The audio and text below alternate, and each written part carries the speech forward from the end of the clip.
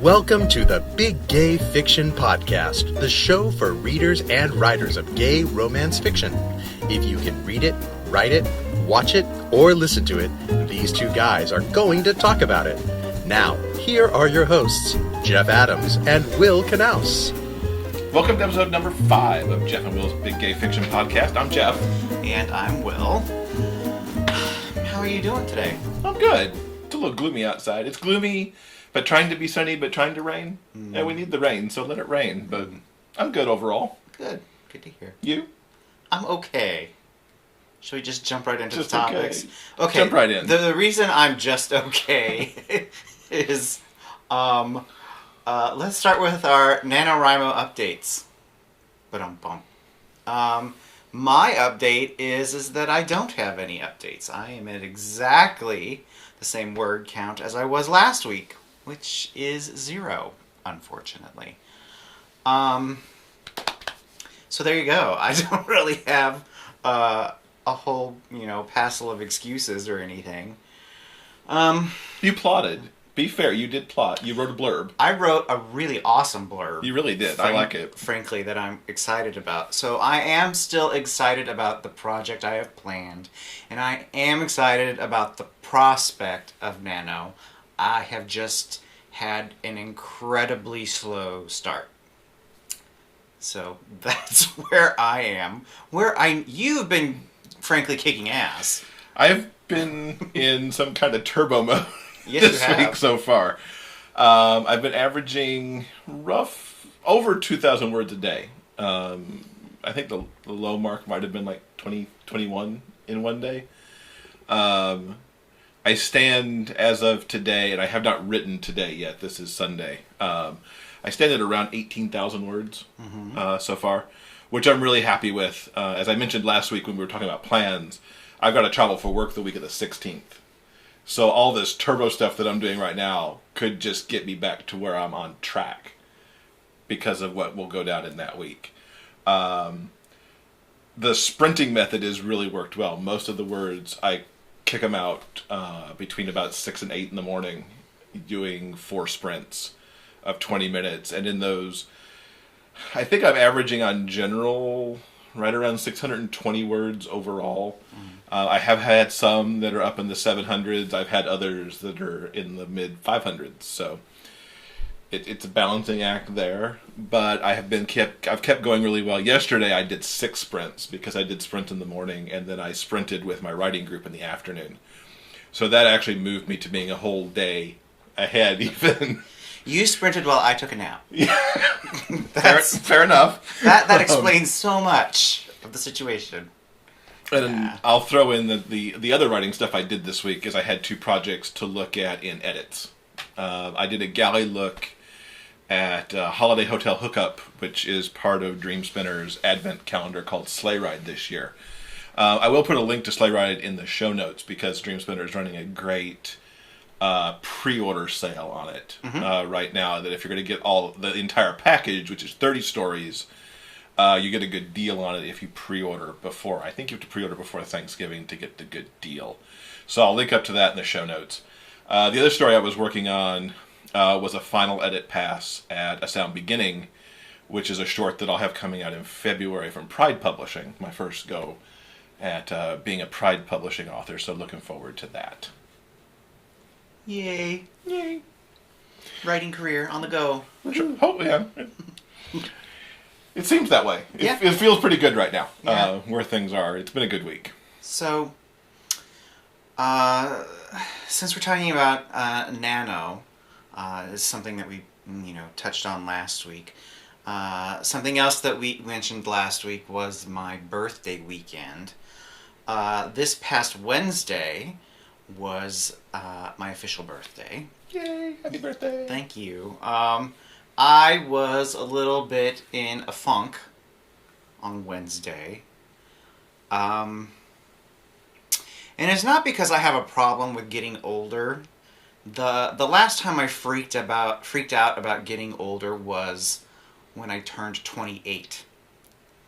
And for some reason, it triggered something and I freaked out because I was now officially in my late 20s. I was no longer in my mid-20s. I was in my late 20s, which meant 30 was just around the corner. I remember freaking out that year, and I haven't freaked out since then. So I don't have a problem with getting older. I think the last couple of years I've been funky on my birthday. Not the good kind of funky. The sort of down in the dumps, suffering from ennui kind of funky. Because there are several big events that kind of happen right in a row when my birthday rolls around. The first one is every year we go to GRL. The second is NaNoWriMo starts, and then my birthday comes up on the 4th. Now, those things are, for me, they are a measure of where I am currently and where I hope to be in the following year. I'm not explaining myself very well. You're doing good. I'm getting you so far. Where most people use January 1st as a way to reflect on where they have been and where they want to be, that usually happens around the beginning of November for me. Because once you get back from GRL, you're all jazzed up and inspired by being around so many amazing people. But also, there's the kind of the flip side of that where, you know, all those amazing people are doing amazing things and, you know, I haven't done anything amazing in the last year. And to compound that, there's, you know, your birthday makes you look back at what you may or may not have accomplished in the past year. And add to that the added pressure of doing Nano, which I have committed to many, many times, but have never actually won. So, yeah. I was a little bit funky on Wednesday, but I'm feeling better, and as with, you know, in years past, I used the time surrounding my birthday to plan out the following year. So I'm thinking about what I want to accomplish at the end of 2015 and where I want to head in 2016. The reason I'm not very good at articulating this, and the reason why I'm not super comfortable talking about it is because it seems like such a first world problem. It's like, oh, it's my birthday, I'm sad, or I'm actually genuinely grateful for an awful lot in my life. I have a lot of things to be thankful for, but in the interest of complete disclosure, birthdays for the last couple of years have been kind of hard for me. So I just wanted to bring that up as a continuation of the discussion from last week. I'm impressed. I mean, I will tell the podcast audience that what you just heard from him is something that hasn't really been fully shared with me, the issues that swirl around the birthday. I see that there's something going on, but in years of living with him, I know to not push to get I'm a mystery. Answer. I'm an enigma. He's a little bit of a mystery. And so for him to share that here, I think is really awesome. To share that with the other people who may be going through some of the same stuff, whether it's around Nano or a birthday or whatever. Or the holidays. The holidays can be so funky. And there's that word again. Not the good kind of funky. It can be deeply funky. It's not the disco party. No. So, yeah, if the holidays are hard for you out there, hang in there. The New Year's just around the corner. Good stuff's going to happen. That's right. 2016 is going to be kick-ass. So I think one of the things that helped bring you out of your funk and added to a really good weekend that we had was that we went to the book sale. Yay! Yes, we did. Nothing makes us happier than a book sale. Mm-hmm. It's been mentioned, well, it hasn't been mentioned on this podcast because we just haven't gotten there yet, but we live in an area that has an amazing number of independent bookstores. I can think of 5 off the top of my head, and I might be undercounting. And a couple of those are really incredible used bookstores that carry a wonderful stock all the time. But then our local county library also does a book sale about once a quarter. Mm-hmm. Sometimes it's bring a bag and take away books for $1, I think. Yesterday was a 50-cent book sale, and we both came away with 4 books each.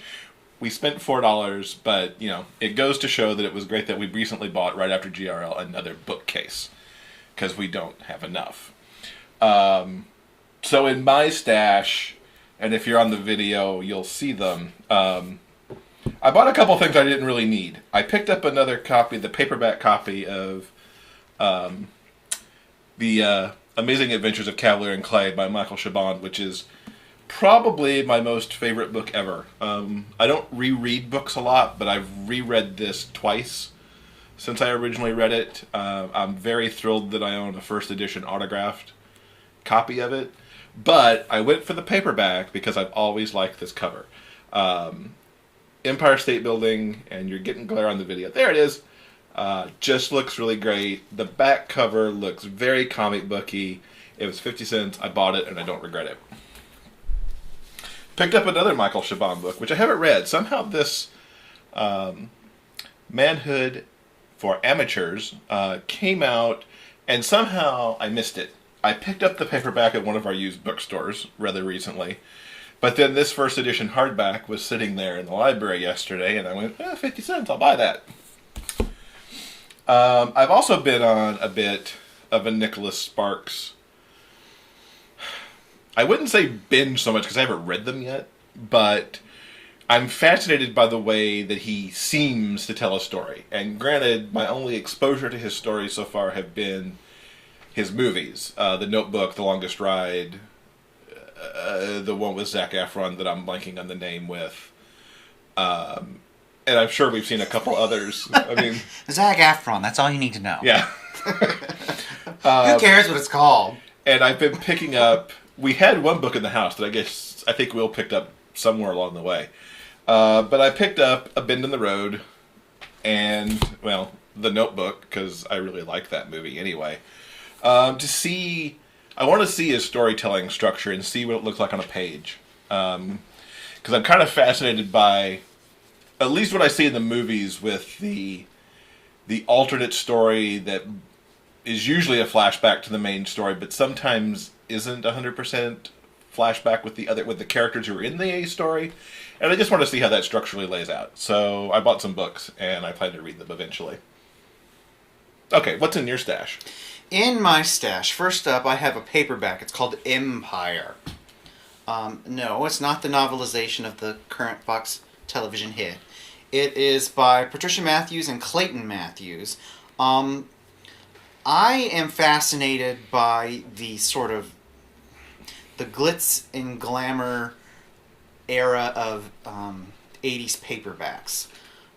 They were sort of personified by the stuff that Harold Robbins did, Jackie Collins did, those sorts of things. And these really big, hefty doorstopper paperbacks were really, really popular for a time, and this is one of them. It's the breathtaking novel of wealth, pride, and passion on America's last frontier, which is Alaska, apparently. Anyway, I picked it up because it has a really pretty art on the cover. The chances that I'll ever actually read this are pretty slim, but it's a cute paperback, so I picked it up. The second one I got was number 16 from the Destroyer series, called Oil Slick. It's a men's adventure paperback. The first book in this series is made into the movie Remo Williams' The Adventure Begins. I didn't realize that when I was looking at that yesterday. So, yeah, I haven't ever actually read any of the books from the series, so I picked this one up. Can I just say that I love what's on the back? And again, if you're on YouTube, you'll see this. The big line across the top of the back above the blurb is, "It's a gas!" Like, okay, there you go, oil slick.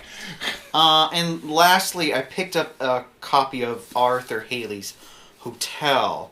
It's a pretty raggedy old hardback, but the cover art was really lovely. And I don't actually have this particular book in my library, so I snagged it. Yeah, and I was encouraging on that one because I thought the cover's really cool. You should get that. It's 50 cents. Yeah, so yay for book sales. Yeah, Unique, weird, eclectic things. You never know what you're gonna find. one more thing on books that I wanted to throw out there this week. I need to get better about talking about books that I've read, and this is actually one that I read many months ago. I want to say it was back, maybe even in the spring. It's a book by Becky I've interviewed her and I can't get her name right. Becky Albertalli. It's called Simon versus the Homo Sapiens Agenda. It's a YA book that, as you might guess, focuses on Simon, who's a high school kid who has been having a email correspondence with someone else in his school. He doesn't know who it is. They're both gay. Neither of them are out except to each other in these emails. And as the story goes on, Simon ends up and is being blackmailed because the email has been seen because he left his Gmail open on a public computer, which you know you should never do. Always log out. And the story kind of unfolds from there as Simon deals with this blackmail issue and also trying to figure out who this other kid is because they're kind of falling for each other in the emails. It's a great book. It's one of my favorite YAs that I've read this year. Actually, one of my favorite books in general that I've read this year, regardless of genre. I did interview Becky for an episode of YA back in the spring, which I'll link up to in the show notes because she was a great interview. It's been great to see the book start to get some wider acclaim. It got an A long time ago in Entertainment Weekly, which is how I found it in the first place. But it's been on the long list for the YA category of the National Book Award, which is no small, accomplishment. And it was just optioned within the last week or so by Fox 2000 to potentially get made into a movie. And this is the same studio that did Fault in Our Stars. So they kind of know how to make this kind of film. So it's really great to see a YA that has a very solid LGBT core in it get this kind of success. It's also up if you're voting on the Goodreads. Actually, I think the first round of Goodreads closed yesterday, and I don't know how it advanced, but it was up in the YA category and the Goodreads Awards for the year also, which was great. So congratulations to Becky. Pick up the book. Check Amazon. At least during this week, the Kindle edition was $1.99. Don't know if it'll still be that price, but it's worth whatever price it's sitting at.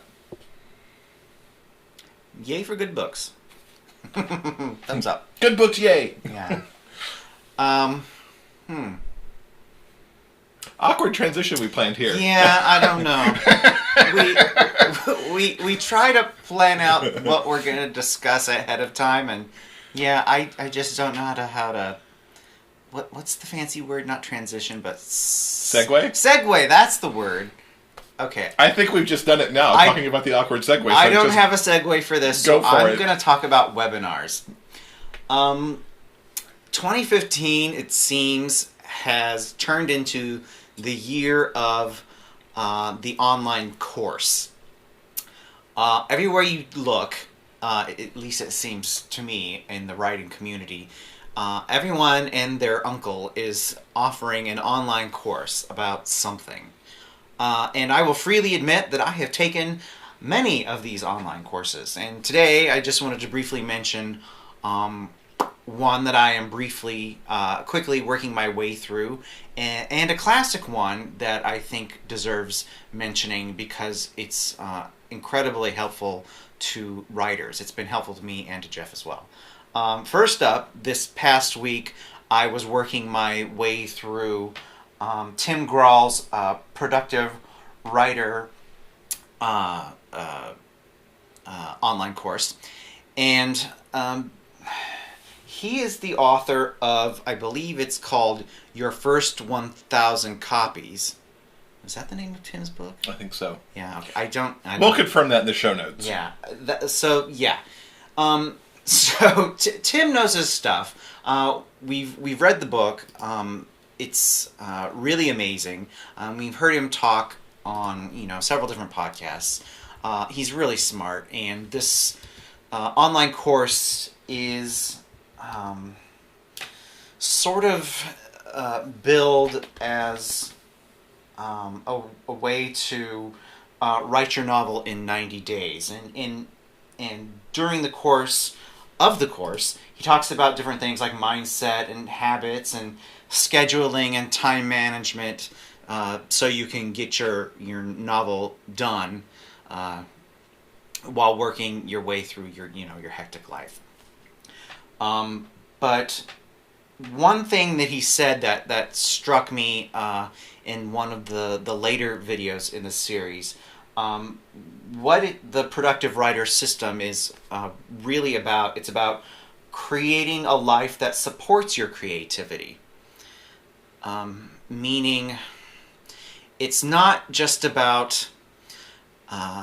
There are some writing programs and some how-to books that they talk about your creativity as a delicate little flower, and you have to nurture it and love it, and all this sort of just crap. I always roll my eyes when I hear those sorts of things. But then on the other end of the spectrum, there are the gurus that say write 1,000 words every day. Put your butt in the chair, do the work. There's that sort of drill sergeant kind of thing. And the whole point of the program is not about the writing craft, but about making good choices and building good habits so that you can express your creativity in a positive way. And so you don't feel bad if you don't write 1,000 words every single day, or you don't feel like someone has trampled on your proverbial garden if you get a wonky comment online or something like that. So I just I really enjoyed his course, and I'm going to go back through it and make sure and do all of the exercise and take even more notes than I already have, because it's good stuff. So that was one online course that I took recently. In the past few years, it's creative people, and especially people in the self-publishing part of the self-publishing movement have moved towards online courses as a way to get the information that they've learned out there. I mean, there are a lot of different ways that you can do that. A lot of them write how-to books. A lot of them have podcasts or very popular blogs. And I think the recent uptick in online courses is simply an extension of that, of sharing all of the information that is available about the industry. Quickly, I wanted to mention Holly Lyle, who I feel is she was a pioneer of the online writing courses. Way back in 2008, I got into the what was essentially the pilot program, the very first sort of beta test of her How to Think Sideways system. And it's really remarkable. The way she teaches is unlike anyone else. She's a terrific writer, and the way that she approaches the craft and the business of writing is really unique. No one does it quite the way that she does it. So I highly recommend How to Think Sideways, which is sort of the how-to writing craft workshop that she has. The second big tentpole product that she has is How to Revise Your Novel online course, which is something Jeff took. That was all kinds of brilliant. It really helped me focus on the first hat trick book. I did the course working through that book in one of its It was nearly. Actually, I think it was that edit that was the last major edit that book went through, and it incorporated itself into how I write. So my edits actually go easier now after the first draft because I think about what I learned in that course as I write. Things like, it's simple stuff, but you don't think about it until it's pointed out to you. Like, don't introduce a character or a thing somewhere if they're not going to have a purpose later. Don't throw random people in there because then your reader's like, well, whatever happened to X? Where did they go? If they're not important. I've actually gone through some books because I don't use that exclusively when I write, and I'll actually excise people as I go, or even give actions that unnamed person who never shows up again. I'll reassign them to someone else who's a more consistent character in the book, just to lessen the overall cast of characters. Yeah. So both of us have gone through her programs, and we both, I believe, highly recommend her. She's an amazing woman. The only caveat being is that I don't believe you can sign up for either one of them at this moment, November of 2015. Yeah, she opens and closes those courses. The right now she has essentially shut down the old website and is rebooting it back up because what was fancy and cutting edge in 2008 is pretty sad and creaky by 2015. In the site has gone through numerous fixes and upgrades over the years, and I can only imagine, behind the scenes, the kind of gotta be a mess. Technical nightmares she's had to deal with in the past. So right now, the website where she kind of stores all of her writing courses is going through an upgrade, and I don't believe you can sign up for anything at the moment. But in the future, once those get back up online, I highly recommend checking out Holly Lai. Last thing we wanted to talk about this week is an initiative from the San Diego Multicultural LGBT Literary Foundation. That's a mouthful. That is a mouthful. It's called Read Naked. Woohoo! And it reminds me a lot of what you used to post on our blog and still do sometimes about hot guys reading books. And I can actually link up to those in our show notes for the archive of those. Specifically, they've got a calendar out for Read Naked for 2016, and what this aims to show is that reading and literature can be sexy and fun. And the mission of this organization is to also show that it's essential for today's young gay and bisexual men to be, have a certain amount of literacy, especially not just to read in general, but to read about, LGBT matters and to be aware of the history there. To be more accurate for the foundation, their mission is to preserve, promote, and teach works by LGBT artists of color and to nurture cultural awareness, anti-racism, and historical literacy, which are some great things to support. The calendar is out. They're taking orders for it now. We'll have a link in the show notes so you can check out the calendar. It looks really awesome. You've got these really good-looking models who even model for things like Andrew Christian, and they're paired off with either books or quotes from some award-winning LGBT artists and authors like Richard Blanco and James Baldwin. So the calendar looks really good. We've got ours on pre-order. It might turn into artwork that goes on the door back there if you watch us on YouTube when it gets here. So we highly recommend that people check that out and pick one up to support a good cause. Definitely. Most definitely. Yeah. And I think that wraps it up for us this week, yes? I think so. All right. So you can leave us comments. We'd love to hear what you think of the show now that we're into episode 5 and that we're live and running. You can do so on the blog on the episode page at biggayfictionpodcast.com, or you can leave us a comment if you're watching the video on YouTube. You can also send us an email at jeffandwill@biggayfictionpodcast.com, and we'll be more than happy to talk to you there.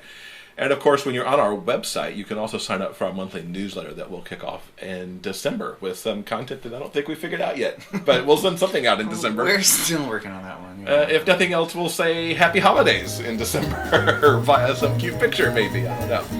But I think that wraps it up for this week, so we'll see you again next Monday. Bye, guys. Thank you for listening to Jeff and Will's Big Gay Fiction Podcast. For detailed show notes, go to biggayfictionpodcast.com.